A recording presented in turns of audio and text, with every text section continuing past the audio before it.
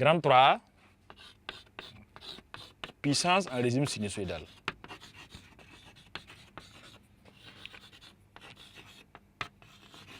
Puissance en régime sinusoïdal.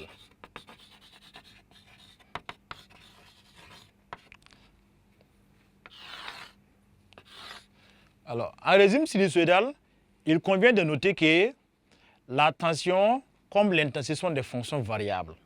Ça veut dire que la tension est sous la forme U de T égale à U racine de D cos oméga T plus phi, et l'intensité peut se noter sous la forme I racine de D cos oméga T tout court. Donc, pourtant, depuis les classes de troisième, nous savons que la puissance est le produit de la tension par l'intensité.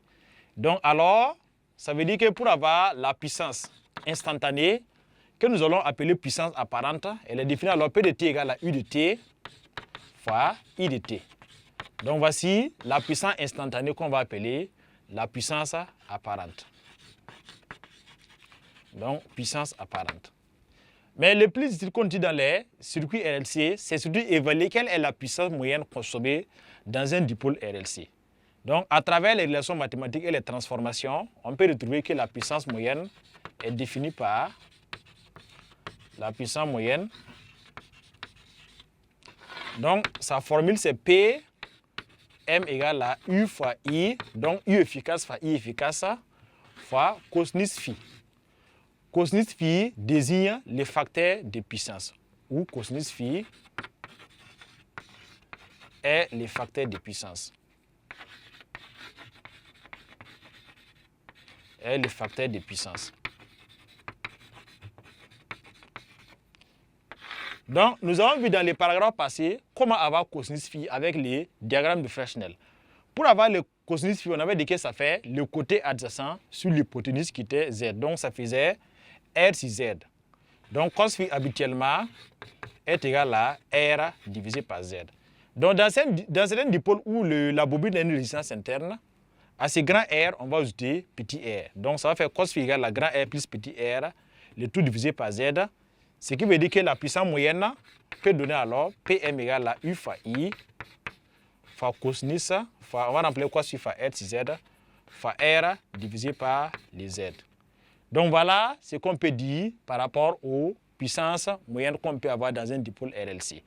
Et le facteur de puissance est important dans les circuits électroniques car ça permet de faire des ajustements pour avoir des fréquences souhaitées pour qu'on puisse avoir ce qu'on appelle la résonance, pour avoir des puissances maximales en fonction des résultats souhaités. Donc, en fonction du réglage là, on peut manipuler de sorte que ces facteurs de puissance soient égaux à 1. Ça va nous donner une tension, une puissance moyenne qui est maximale à travers les réglages qu'on peut manipuler. Donc, 16 élèves, 16 apprenants, c'est en gros ce qu'on peut dire par rapport aux puissances moyennes. Retenez que la puissance moyenne, ça fait U fois I fois cosinus phi, où cosinus phi est appelé facteur de puissance. Et ce cosinus phi-là va se calculer en appliquant la formule cos phi égale à R sur Z. Donc, nous allons poursuivre rapidement pour aller au paragraphe grand 4 maintenant, où nous allons voir la résonance d'intensité. On a vu précédemment que le déphasage phi peut être positif ou négatif, mais aussi il peut être nul. Donc, dans le cas où le déphasage phi est nul, nous disons que nous sommes à la résonance d'intensité. Donc, nous allons voir au point grand 4 la résonance d'intensité.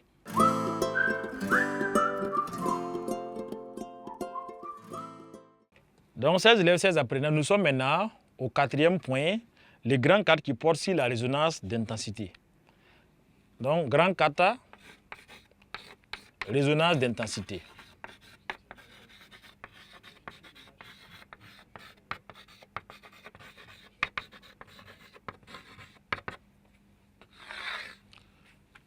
Donc, grand 4, la résonance d'intensité. Donc, quand est-ce que nous sommes à la résonance d'intensité? On avait dit qu'il y avait, en fonction de la valeur de l'angle phi trouvé, on peut dire que le dipôle est soit inductif, soit capacitif. Donc, il y a un cas particulier où le déphasage phi peut être égal à 0. Donc, si nous sommes dans les cas où déphasage phi, donc on va voir la résonance d'intensité. Résonance d'intensité. Si le déphasage phi est égal à 0. Donc, l'une des premières conditions, ça veut dire que entre la tension et l'intensité, ils ne sont pas déphasés. Pourtant, il y a la bobine, pourtant il y a un condensateur, mais les deux ne sont pas déphasés. On dit que nous sommes à la résonance. Et quelles sont les conséquences de cette résonance? Donc, pour avoir phi égal à 0, il faut forcément qu'il y ait dans tangente phi là, il faut que les tangente phi, on a dit que c'est L oméga, moins 1 sur oméga le tout sur R. Il faudrait que L oméga, moins 1 sur oméga là, puisse être égal à 0. Donc, la conséquence, c'est que tangente phi égale à 0.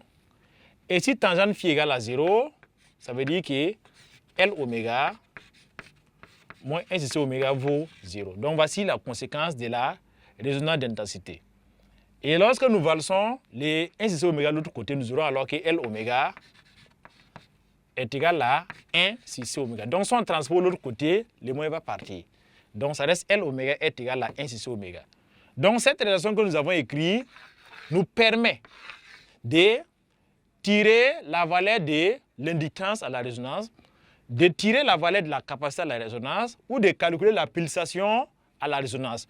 Quand on sait que même la fréquence, quand on sait que la fréquence, on va noter la pulsation oméga 0, quand on sait que la oméga 0 est égale à dpi fois n0, cela permet de retrouver la fréquence n0. Donc on va s'intéresser au de la pulsation oméga 0. Donc si nous voulons pulsation oméga 0, la pulsation oméga 0 à la résonance, alors, on va transposer le oméga 0 là-bas, ça va faire oméga 0 fois oméga 0, ça fait oméga 0 carré. Et les L, on va les transposer à droite. Donc, comme il les multiplie, il va descendre en bas, ça va faire égal à 1 sur CL. Donc, nous aurons alors que oméga 0 carré égale à 1 sur CL ou bien 1 sur LC.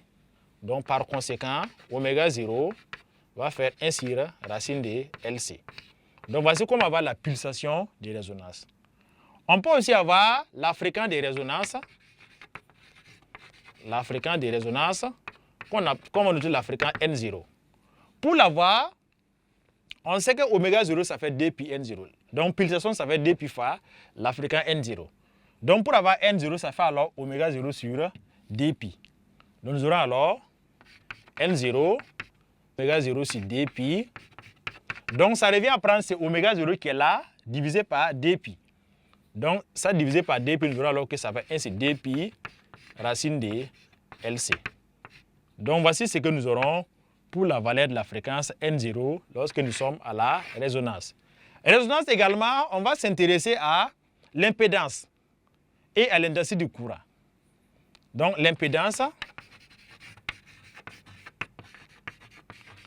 Alors, à la résonance, nous savons qu'on a dit que L oméga moins S sur oméga égale à 0 à la résonance. Alors qu'on sait que les Z, traditionnellement, on va rappeler les Z traditionnellement, Z est égal à la racine de R carré plus L oméga moins S sur oméga égale à 0.